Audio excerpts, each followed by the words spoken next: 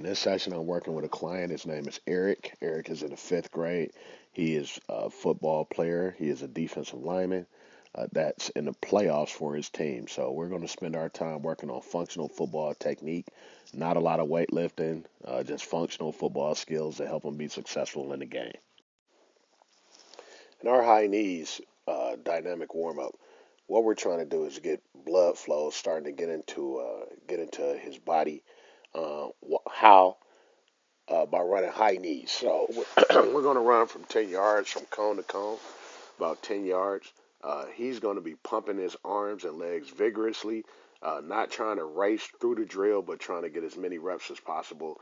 What we're looking for is triple 90 in his elbows. Okay, so you have elbows bent at 90 degrees while he's running, and then knees and hips should be at 90 degrees as well, and then we should try to get a good bend in our ankles to finish off the triple 90.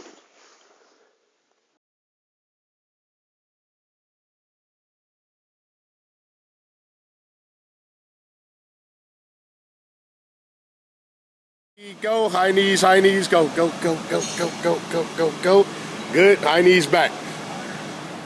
All right, good. Hold on, relax, relax.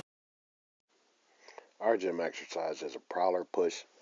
We're going to take a 90-pound prowler. It's loaded with a 45-pound plate. It weighs about 45 to 65 pounds. We're going to push the prowler for about 30 yards down and then get over on the low bars, push it 30 yards back. Prowler pushers are a great cardio tool as well as a weightlifting tool. Cardio because it's very taxing on the body. You'll see them get pretty tired pretty quickly, much like a sprint. As well, it's a weightlifting tool because we can adjust it by making it lighter or making it heavier, which is going to tax the hamstrings and quads accordingly. As well as you'll notice on one side on the prowler is some high bars. Okay, high bar is a little bit easier to push, so we could probably put more weight on there.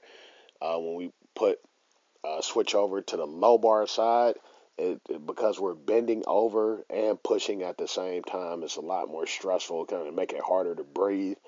So it's pretty good for the sake of endurance, uh, especially with this being a functional football training session. We want to keep things as close to the game as possible. Using a prowler instead of lifting weights simulates some of the fatigue that you might feel inside of the game, and yet you still have to play football, and you might have to do a variety of techniques that calls for pushing and pulling and tackling and going to the ground and getting back up again. So it's an aerobic workout as well as a weightlifting workout at the same time.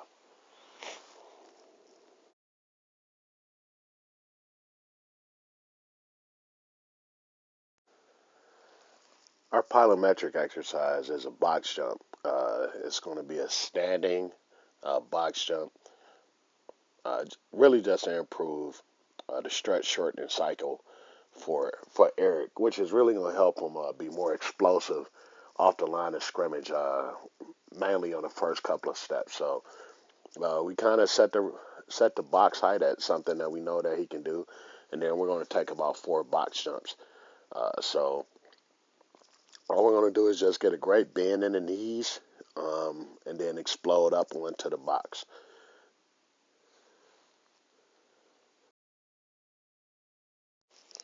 Our foot drill is called power step.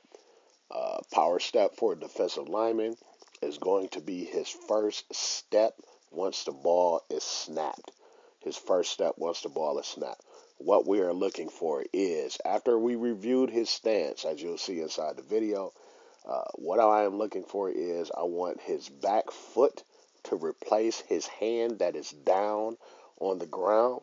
That foot should land on the exact same line in the exact same place where his hand is down on the ground. This is very, very important for defensive line to begin their takeoff. A great takeoff is going to lead to great results. Generally, a bad takeoff leads to bad results. So what we are looking for again is the precision placement of his foot. His back inside foot should replace his inside hand that is down on the ground.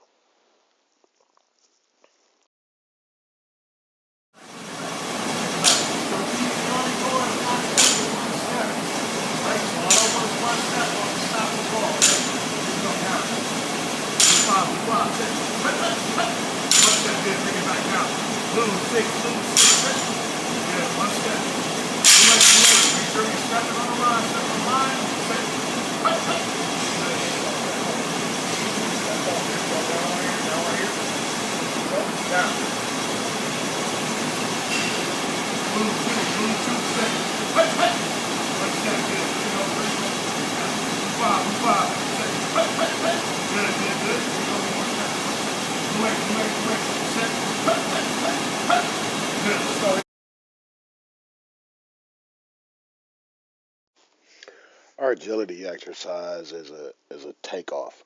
If you've noticed, there is a band that's extended across the length of the cage, and what Eric will do is just like we did on our foot speed. He's going to take off when he recognizes that the ball is being snapped. So instead of taking one step, he is going to sprint for 5 yards on the snap of the ball. Okay, also recognizing that I'm giving him a cadence as well. Cadences are used to start the offense, but not the defense. The defense only starts when the ball is snapped or the man that he's aligned on begins to move. So this is a football functionality. Again, from a defensive line perspective, it's very specific to what they have to do to become a very good player. So again, when that ball is snapped, Eric is going to take off and sprint for 5 yards. The reason the band is there is to represent that he needs to maintain being low. He needs to maintain having the first step has to be extremely low. He should not stand up straight. If he stands up straight, he's going to run into the band. So the band kind of it's a guide for him to use to remember that he has to remain low. This serves as a football agility drill, much like the first 5 yards are run on a 3 cone drill. Is that when you take off the initial first step, you have to maintain what we call low leverage in football.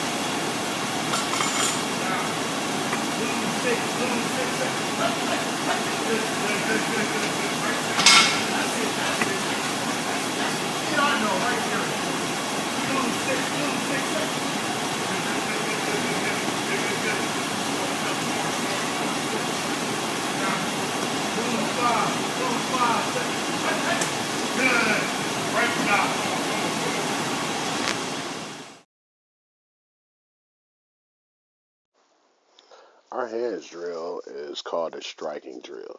What you'll see is Eric working on an arm over escape. He's going to work an arm over escape that follows his strike from the 3 point stance. We're going to work the arm over escape. We're going to get some repetitions in it, as you see, uh, because it's a brand new hand movement. He struggles with the precision nature of it. So he's going to chop my inside arm with his inside arm and then escape to my outside shoulder. So just getting the footwork down, coupled with the hand movement, um, will present a little bit of a problem as he works through it. Just through repetition, just getting multiple repetitions in at about 50% speed, and then we speed up the drill by combining it with the 3 point stance with a strike than an escape. So I think he does a very good job of it. This is very important um, in terms of making drills functional so that this can translate directly to the football field. We don't, at this point in the season, we don't want to do anything inside the gym that's not going to help us be successful on the field. Therefore, breaking this drill down into its subparts, the strike, the arm over escape, the strike itself, the steps, uh, will make a more functional defensive lineman.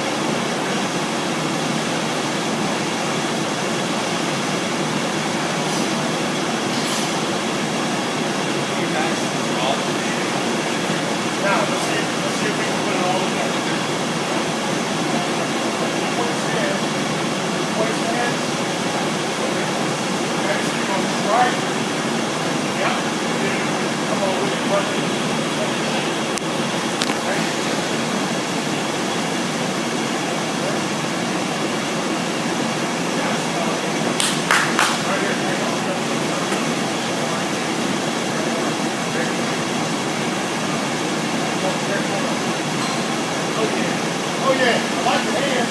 I like your hands. Go. Good job. Good job. I like your hands, man.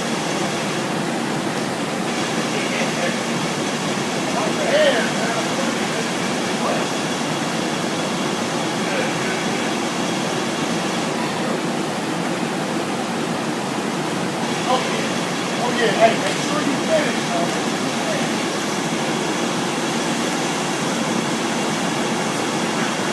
Left hand. So you're going to go ahead to that first step.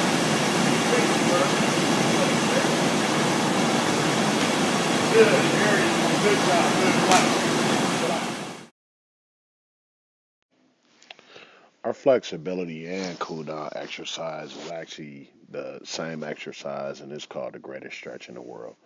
What Eric is going to do is take a split stance with his right foot forward in a semi lunge position. We could say he's going to place his left hand down on the ground parallel from his upward right foot.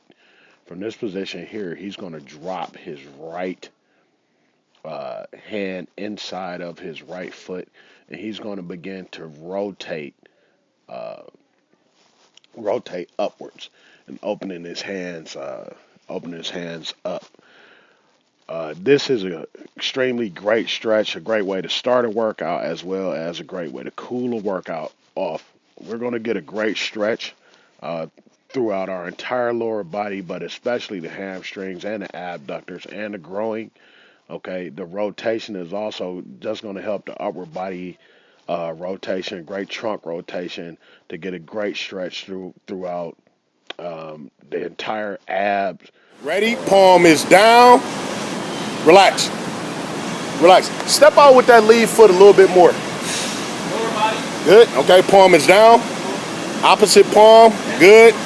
Drop the inside hand to the inside of your foot. Get that palm down. Good. Now rotate up 5. Real slow. Go. Nah. Other hand. Other hand. Come on. Good. Rotate up 5. 1. Slow it down. 2. 3. 4. 5. Switch. Good. Try to stay straight there. Try to stay straight. Good. Here we go. Down. Palm is down. Inside. Perfect. E. Go. Rotate. 1 and 2 and 3 and 4 and 5. Great job.